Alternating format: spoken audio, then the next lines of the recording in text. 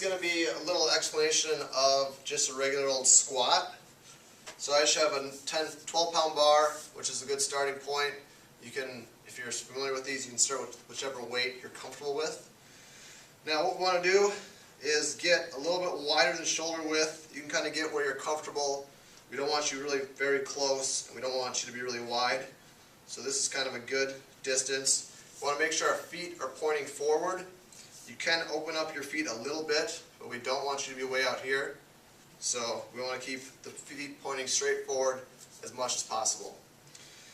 Next thing you're going to do, again, squats are all performed on our heels, weight on our heels.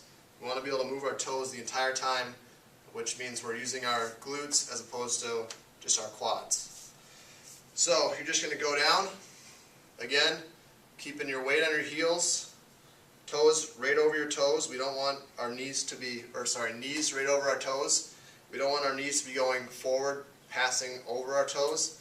That would mean we're using our quads as opposed to our glutes. So we're just going down nice and straight, and then coming back up, keeping those knees from moving in or out. We don't want any movement with our knees in or out. We want them to stay nice and straight. And if you're doing this right, you can get down far and move your toes. This weight's all on your heels.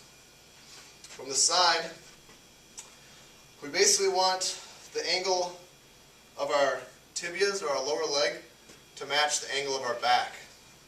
So what I'm talking about is coming down, again, back flat, this angle right here to match this angle right here. You want it to be nice and smooth, keeping that back flat. The last thing you want to do is arch and then go down. We want to keep our shoulders relatively far back. We don't want to collapse forward. That would be bad as well. So keeping that nice straight position, chest out forward, going down nice and slow.